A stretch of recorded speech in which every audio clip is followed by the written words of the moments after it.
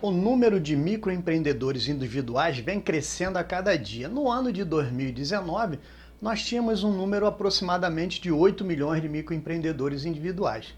E esse número vem só crescendo. No final do ano passado, de 2020, esse número era próximo de 11 milhões de microempreendedores individuais. E isso acontece porque o país vive um aumento, do desemprego, vive faltando muito emprego, por conta dessa situação toda que passa o mundo nessa pandemia, e também para a economia não está muito boa. Então as pessoas fazem o quê? Elas recorrem à inscrição como microempreendedor individual para tentar uma atividade, fazer ou desenvolver uma atividade para poder ter um lucro e, consequentemente, com essa inscrição, você também acaba resguardando alguns direitos referentes à legislação. Mas é comum, algumas pessoas, por não estarem acostumadas com algumas obrigações, cometer alguns erros. E nós vamos falar de 3 erros que podem complicar a atividade do MEI, correto? Mas antes de continuar, gostaria que vocês dessem um like no nosso vídeo, se inscrevessem no nosso canal, assim vocês vão estar nos incentivando a produzir mais conteúdo. O primeiro erro comum é que normalmente, como uma pessoa não tem o costume de estar como empresário, faz aquela atividade de maneira muito informal e acaba sem ter um controle das finanças. Então, o primeiro problema, o primeiro erro é não ter o controle das finanças, porque no final do mês ela não vai saber se ela teve lucro, se ela teve prejuízo. E uma empresa, uma atividade comercial que tenha muito tempo na condição de prejuízo, o que vai acontecer? Ela não vai sustentar, ela vai acabar, correto? Então é necessário o quê?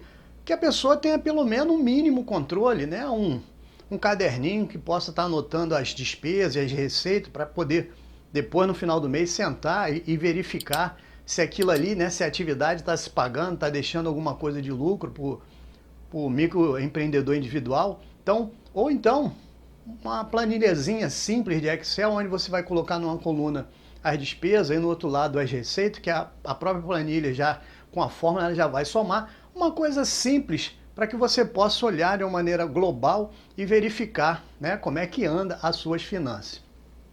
O item número 2 é uma coisa também simples para algumas pessoas, mas para as outras pode ser que não esteja acostumado também, é o cumprimento das obrigações acessórias, principalmente a questão das declarações. O MEI ele tem que fazer 2 declarações por ano, que uma seria referente ao CNPJ, que se deixar de fazer vai ter problema com a inscrição, e o outro como pessoa física, que seria a declaração de imposto de renda, que se deixar de fazer também pode ter problema com questão no CPF. Então, se deixar de fazer uma declaração ou deixar de fazer outra, pode ser que mais lá na frente, nós vamos ter problema de cancelamento de CPF, de baixa de inscrição, omissão,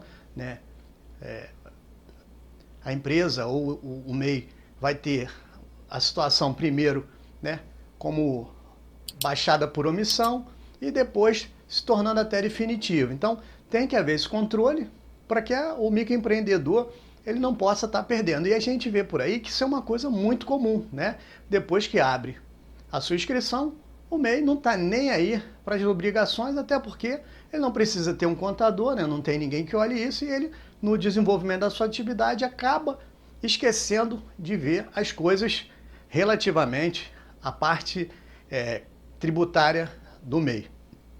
E para finalizar, que é uma coisa comum também, é que o cara abre o MEI e esquece, ou deixa de pagar, ou não sobra dinheiro para ele pagar os DAS, E o DAS, quando você fica sem pagar durante muito tempo, aquilo ali vira uma dívida e também a inscrição pode vir ser baixada por falta de pagamento daquela guiazinha, que é uma guiazinha pequena, de valor pequeno, que não é calculado sobre faturamento, ela tem um valor bem simples e pequeno, e às vezes, muitas das vezes, o microempreendedor ele deixa de recolher aquilo ali, quando vai ver a inscrição do mês já foi até cancelada, já foi até baixada por causa disso. Então, se você é um microempreendedor individual e você não quer perder a sua inscrição, fique atento para esses erros. Pois bem, essa é a nossa dica de hoje. Agradecemos a participação de vocês e até um próximo vídeo.